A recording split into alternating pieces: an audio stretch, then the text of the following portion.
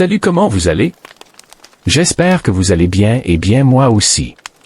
Pour commencer cette vidéo, je tiens personnellement à vous souhaiter joyeux Noël et bonne fête de Nouvel An. Que l'année 2025 soit l'année de réalisation de vos rêves.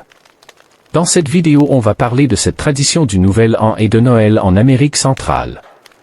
Donc veuillez vous abonner et de laisser un like pour nous encourager. D'abord, où se situe l'Amérique centrale? Partie la plus étroite de l'Amérique, traditionnellement limitée par les isthmes de Tehuantepec au Mexique et de Darien au Panama, englobant, outre la partie méridionale du Mexique, cet État, Guatemala, Belize, Honduras, Salvador, Nicaragua, Costa Rica et Panama. Les 7 traditions du Nouvel An et de Noël en Amérique centrale. 1. Le 7 décembre, la Quema del Diablo, l'embrasement du diable, au Guatemala. Ce festival au Guatemala a lieu le 7 décembre, généralement à 18h précises. Non seulement ce festival est l'une des traditions de Noël les plus importantes, mais il s'agit aussi de l'un des meilleurs festivals de feu au monde. Durant cette célébration de Noël en Amérique centrale, les personnes brûlent des effigies de Satan à l'extérieur de leur maison et dans les rues.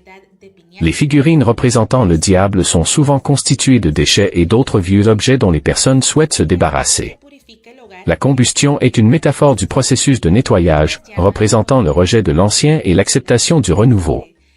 De nombreuses célébrations se déroulent dans les rues à l'extérieur des maisons, l'événement le plus spectaculaire étant la Quema del Diablo ou l'embrasement du diable dans l'ancienne capitale d'Antigua. Cette purification ouvre la voie à la célébration catholique romaine de l'Immaculée Conception de la Vierge Marie le jour suivant, le 8 décembre. 2. Les 7 et 8 décembre, la Gritería et la Purissima au Nicaragua.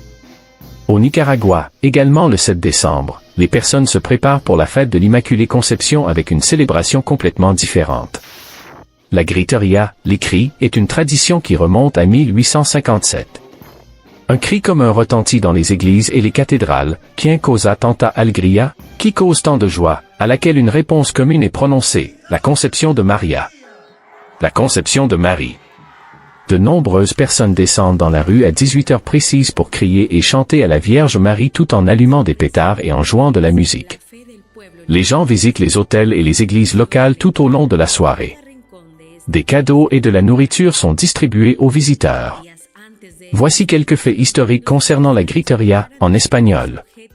La Purissima, signifiant littéralement « la plus pure », est une célébration qui a lieu principalement au Nicaragua pour l'Immaculée Conception de la Vierge Marie. Des festivités, y compris des neuvaines et des célébrations pendant 9 jours à la fin du mois de novembre, sont observées et les Nicaraguayens construisent des hôtels dans leurs maisons pour célébrer en chantant et en offrant des cadeaux à ceux qui les visitent. L'apogée de ces festivités est la fête du 8 décembre. 3. Le 8 décembre, la fête des mères au Panama. Parallèlement aux vacances d'hiver, les habitants de Panama, au Mexique, célèbrent la fête des mères comme une fête nationale le 8 décembre. Cette journée coïncide avec la fête catholique romaine de l'Immaculée Conception, qui est la célébration des catholiques du monde entier de la croyance en l'Immaculée Conception de la Vierge Marie. Elle est célébrée de diverses manières dans d'autres pays.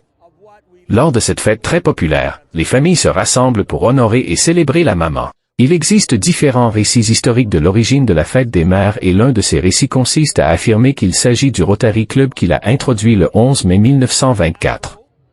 Le terme « nacimiento » est utilisé pour décrire les scènes de la nativité, qui sont également très populaires au Mexique.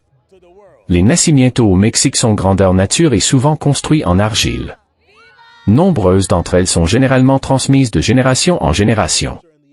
Les Mexicains appellent la veille de Noël « Noche Buena », qui est un jour où les familles se réunissent pour déguster les repas de fête et pour passer du temps de qualité les uns avec les autres. 4. Les 16 à 24 décembre, Las Posadas et la Novena de Aguinaldo. Au cours de cette fête spéciale de 9 jours de Las Posadas, les habitants de la région de l'Amérique centrale et du Sud au Honduras, au Brésil, au Pérou, au Guatemala, au Salvador, au Nicaragua, au Venezuela, au Costa Rica et au Panama commémorent la recherche d'un abri et d'un lieu de repos par Marie et Joseph avant la naissance de l'enfant Jésus à Bethléem. Le nom dépend du pays, mais il s'agit d'une tradition très latine qui dure généralement du 16 au 24 décembre. 9 nuits sont ainsi réservées à la prière et au chant de Noël qui raconte l'histoire de la naissance de Jésus dans une crèche, toujours suivie de nourriture et boissons traditionnelles.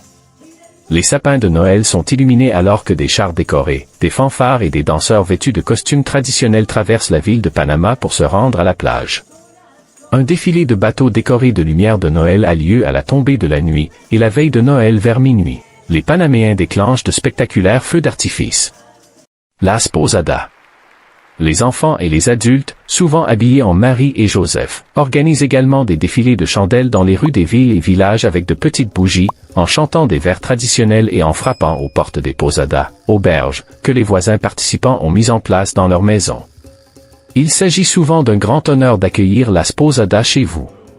Il y a aussi des célébrations de Las Posadas dans de nombreuses grandes villes des États-Unis, avec certaines des plus grandes célébrations à Los Angeles et San Diego. Lorsque Las Posadas sont terminées, il est de coutume dans de nombreuses régions que les enfants cassent une piñata pour célébrer le fait que Joseph et Marie aient trouvé refuge. Les 7 pointes de la piñata en forme d'étoile signifient les 7 péchés capitaux. Les participants aux yeux bandés qui la frappent pour obtenir les friandises à l'intérieur représentent la foi aveugle triomphant du péché pendant la joyeuse saison de Noël. Las Posadas représente simplement une autre grande festivité de Noël. 5. Les 24 et 25 décembre, la messe de minuit, les parandas et les délicieux plats régionaux. La Misa del Gallo, traduite en français par « messe du coq » ou « messe de minuit », est une manière courante dans les pays d'Amérique centrale de célébrer le réveillon de Noël et d'attendre l'arrivée du jour de Noël. Les célébrations de Noël englobent les fêtes de Noël et les réunions de famille qui ne sont que quelques-unes des traditions de Noël qui se déroulent également généralement dans la soirée du 24, accompagnées de délicieux plats et boissons traditionnels, bien sûr. Paranda, constitue est une autre coutume typique de Noël à Porto Rico. Il s'agit d'une forme traditionnelle de chant de Noël chanté la nuit. Les familles et les amis se rassemblent devant les maisons des uns et des autres pour chanter et jouer de la musique. Les gens se rassemblent généralement en secret puisque les parandas se font sous la forme d'une surprise. Le but est de surprendre ou d'éveiller les gens en chantant joyeusement. À Porto Rico, Noche Buena, réveillon de Noël est plus populaire que le jour de Noël. Les amis et la famille se réunissent la veille de Noël pour un dîner de Noël portoricain traditionnel et pour échanger des cadeaux. Ils terminent la soirée en assistant à la messe de minuit pour accueillir le jour de Noël, comme c'est de coutume dans tant d'autres régions d'Amérique latine. Le dîner du réveillon de Noël. Le dîner du réveillon de Noël comprend souvent du porc dans diverses préparations. Voici quelques-uns des délicieux plats que vous pourriez savourer lors de la saison festive. Au Guatemala, les tamales traditionnels, remplis de raisins secs, d'olives, de viande et d'autres garnitures salées, généralement enveloppées dans la feuille de maxan locale pour une saveur unique. Au Honduras, pierna de cerdo horneada, ou cuisse de porc rôti traditionnelle. Au Panama, arroz con guandu, ou riz au pois cajan, ce plat est aussi parfois préparé avec du poulet. Au Salvador, pan con gallina, pain français avec du poulet spécialement préparé. Au Nicaragua, gallina relna, ou poule farci et nacatamal. En Argentine, el asado argentino ou barbecue argentin. 6. Le 26 décembre, el top national au Costa Rica. Les tops, ou parades à cheval, font partie intégrante de la culture costaricienne. Depuis les années 1940, de nombreuses villes du pays organisent leur propre cortège à cheval, ou plusieurs, certains jours de l'année.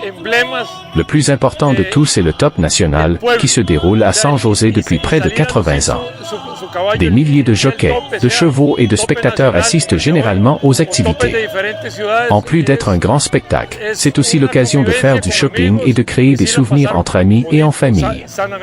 Cet événement étant difficile à recréer à l'étranger. Voici une vidéo d'une célébration du top national au Costa Rica pour vous aider à vous sentir comme si vous y étiez. 7. Le 6 janvier, Dia de los Reyes, ou le jour des rois mages et l'épiphanie. Bien que le Père Noël soit devenu de plus en plus populaire en Amérique latine pendant la saison de Noël, de nombreuses familles des pays d'Amérique centrale sont restées fidèles à la tradition catholique européenne de recevoir des cadeaux des 3 rois mages. Cet événement a lieu le 12e jour après Noël, le jour des rois mages, El Dia de Reyes, le 6 janvier. C'est à ce moment que la visite des 3 rois mages à l'enfant Jésus, nouvellement né, est célébrée. Les enfants se préparent pour la visite des rois la veille, laissant parfois de l'eau et de la paille pour leurs chameaux. Ils prévoient de recevoir leurs cadeaux sous leur lit le lendemain matin ou sous le sapin de Noël, qui reste dressé au moins jusqu'au 7 janvier.